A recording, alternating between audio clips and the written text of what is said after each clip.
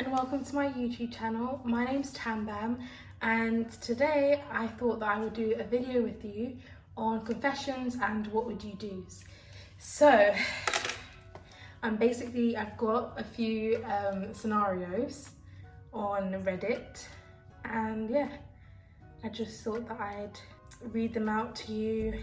And if I'm looking down, it's because I'm on my phone. I'm just getting the stories.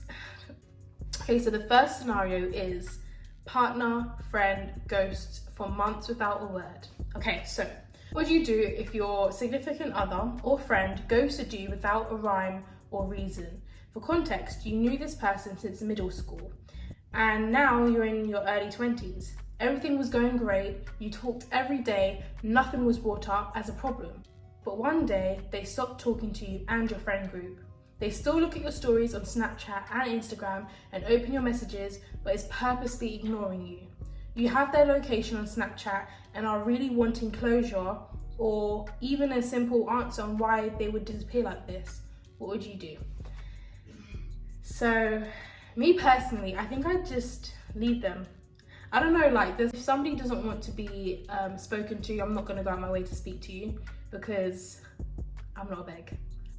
It's just the fact that she's ignoring you, like she's ignoring you purposely, she's opening your messages, just leave it. If she wants to come to you in the future and then speak to you about the problem, then cool. You don't want to force it and then, you know, that's just personally my opinion, I don't know. Okay, so the next scenario is serial cheat. Okay, so what the hell would you do? I got married very young and had 2 little kids with my husband. Due to our age, we of course had some hurdles that perhaps older families starting out may not have, like maturity. Regardless, my husband had an affair with one of my friends at the time. I tried to get over this for years and a half and I couldn't. I should mention that this was the 4th incident. However, this was the worst. The other 3 women exchanged intimate texts and suggestive texts, but no physical follow through. I was hurt each time, but chose to forgive him and move on.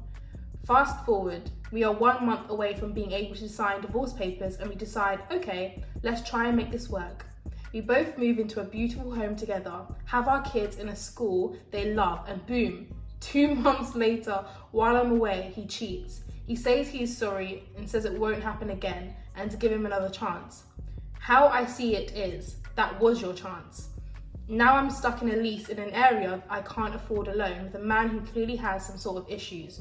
What would you do? My kids will be devastated if we split up again or if they need to move schools. I'm at complete loss. Baby, honestly, 4th incident. You said already that it was the 4th incident and you gave him another chance.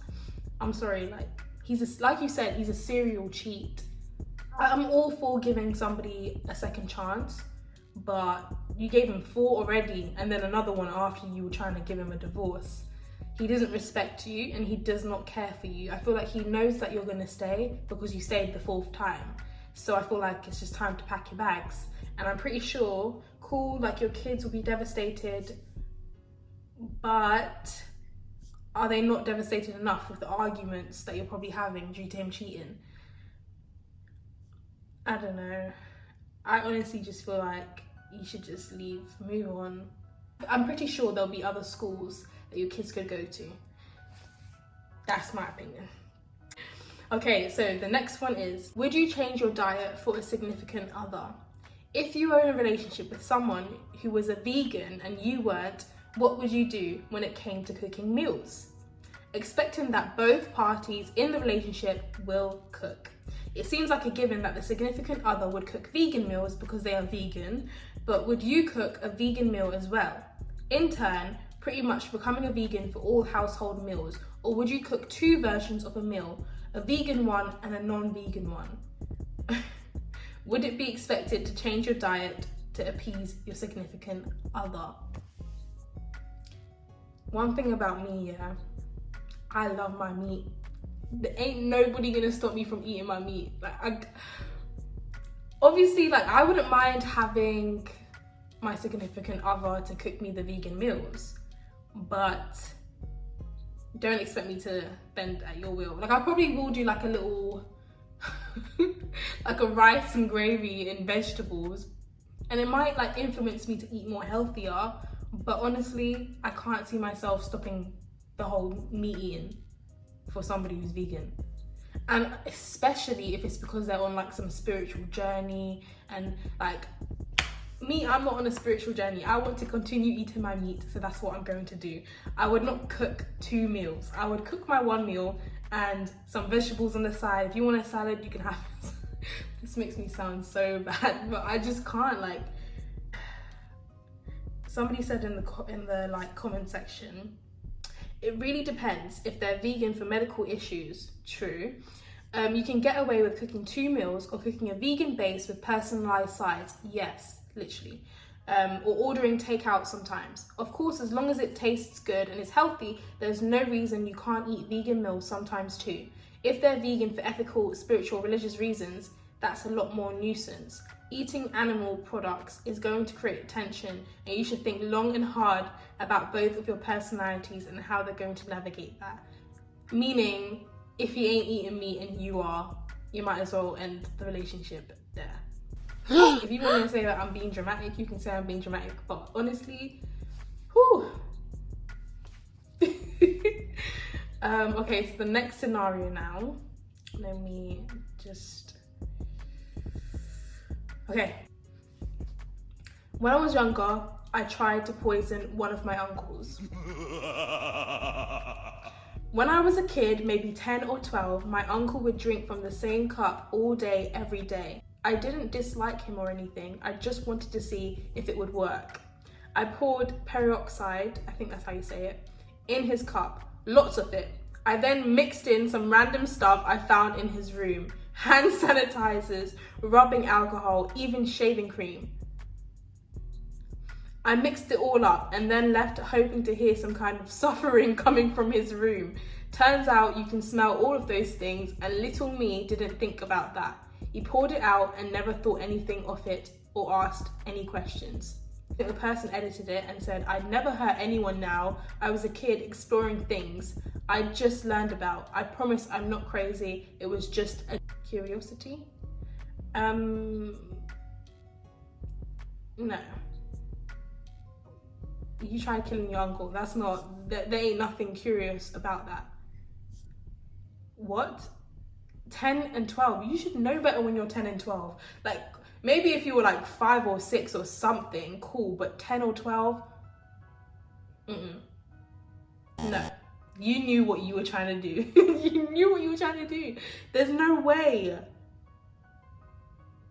Oh, and somebody said, someone said, I tried the same thing to mum, just less deadly lol. She always made me get her soda, so I put a pinch of salt in it. I wasn't allowed to have salt due to a medical condition, so I thought it would make her sick, like it did me. I brought it up to her years later and she laughed and said she knew. I asked how she knew and she just plainly said, my soda isn't supposed to be salty. See, me, I never ever tried something like that to my parents. I know I would get in trouble.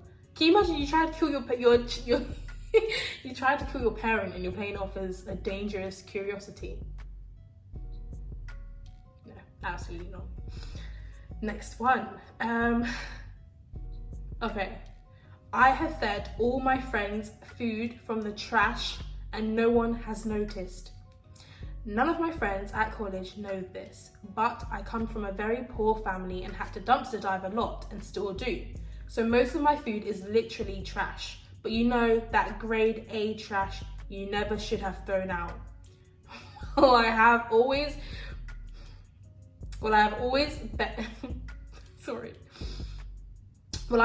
been fond of making dinner, especially to my friends, and I will never tell them since I'm in a very snobby country and socially well-off class now, but they have all eaten garbage I've cooked for them. None of them has said anything to it, neither will I.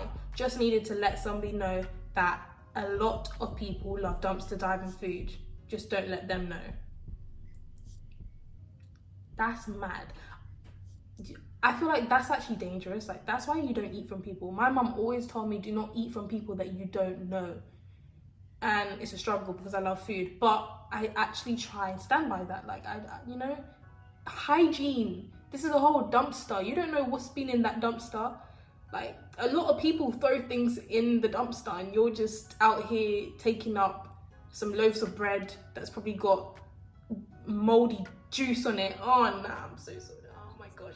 I'm sorry, if I ever found out that one of my friends was doing that, I'd cut them off the same day, because, well, but it's on site, we're beefing, because you're giving me trash food. Literally trash food. I think I'd cry. I'd cry. I think I would actually cry.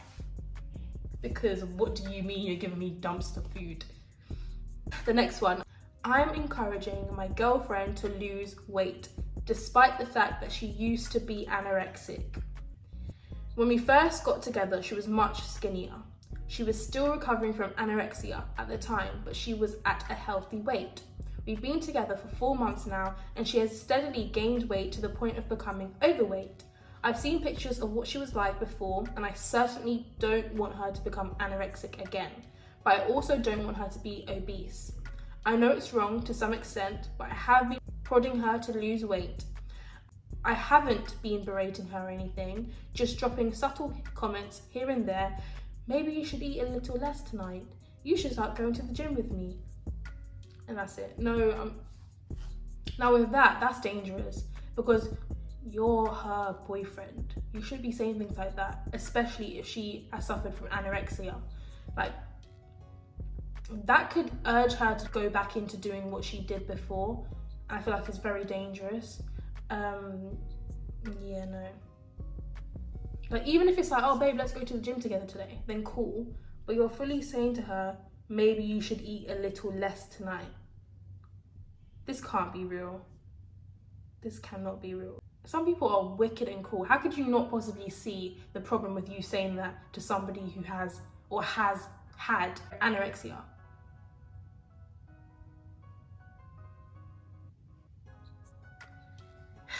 Some people are tapped.